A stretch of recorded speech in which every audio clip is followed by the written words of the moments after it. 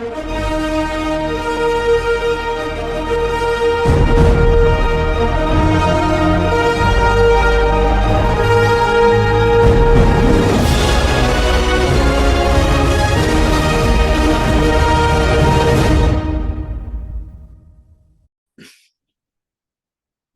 good morning, my friends.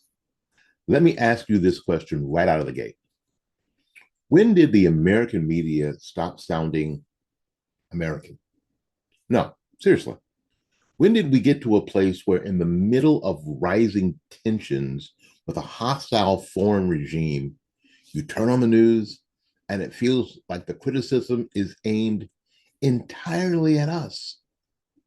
Not the regime shouting death to America, not the government funding proxies across the Middle East, not the people openly telling you that they want to destroy Western civilization. No, the skepticism, the suspicion, the negativity is pointing inward at our leadership, at our military, at our country. Now, if you're sitting there thinking, something seems off about this, you're not crazy. You're just paying attention. Let's talk about what just happened. There was a report, a major outlet, about a potential Iranian drone threat to California. Now, let that sit for a minute. A foreign adversary potentially targeting the United States mainland. That's serious. That should be handled with precision, with clarity, and with responsibility. But what happened? The report was based on what? A single unverified intelligence tip, not confirmed, not corroborated, not locked down, but it ran. And it ran big. Because fear, I've said on this show numerous times, spreads faster than facts. And by the time the details get clarified, and by the time officials say, hold on, this isn't solid, by the time corrections get quietly issued, the damage is already done. The narrative is already out there. Now, here's the part that should concern you. This is not a one-off. This is a pattern, a very specific pattern. Step one, run with the most alarming version of the story. Step two, frame it in a way that raises doubt about American leadership. Step three, let it circulate, let it breathe, let it spread. And step four, walk it back quietly later when nobody is paying attention. Folks, that's not journalism. That's narrative management.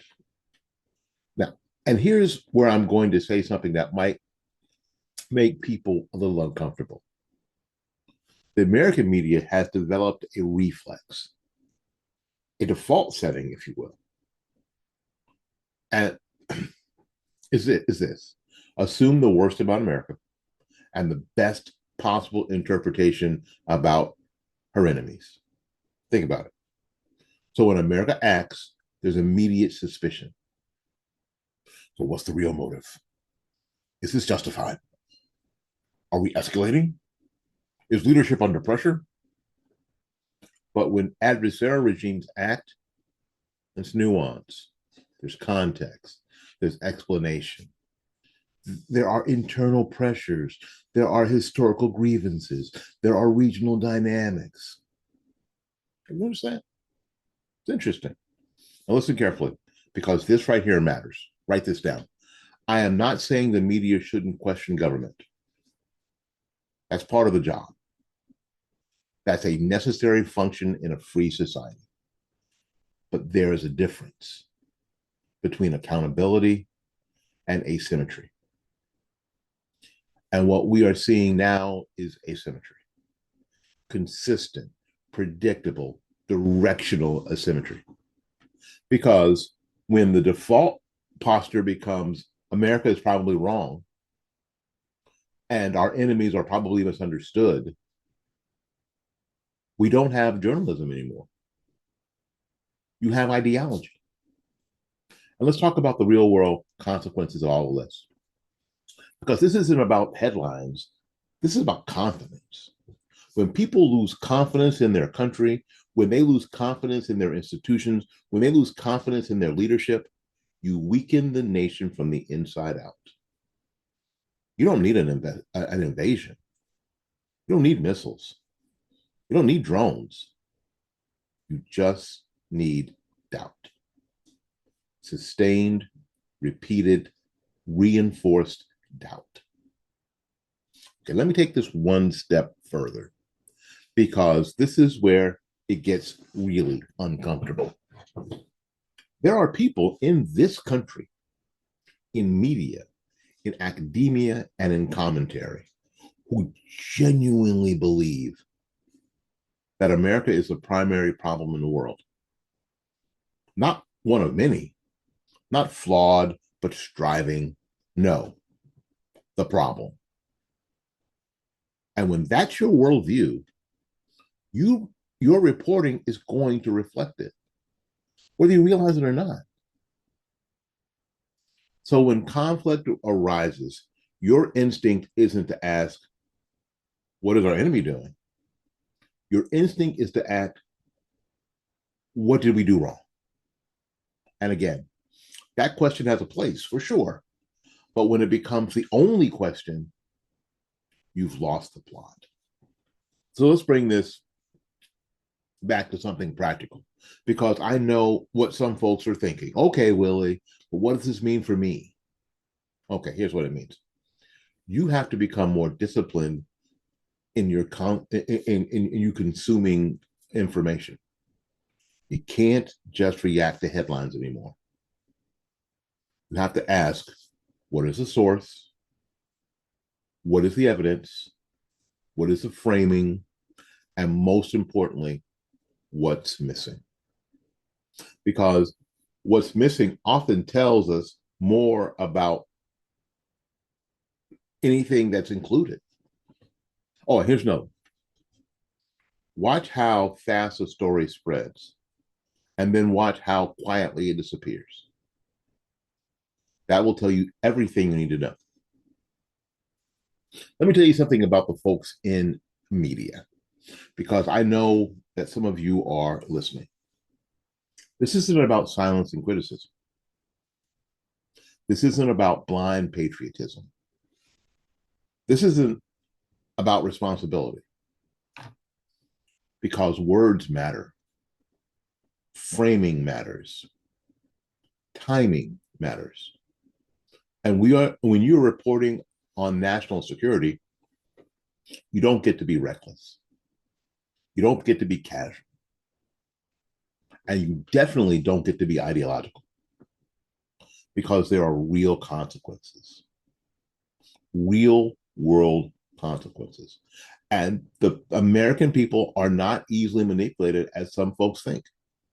They can feel it, they can sense it. Something isn't lining up.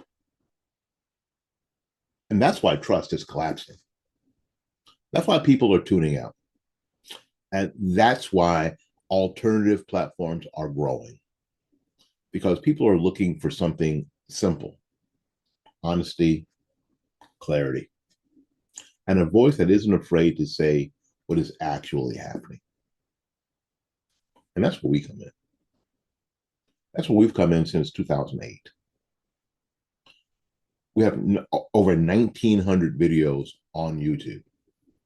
Imagine that.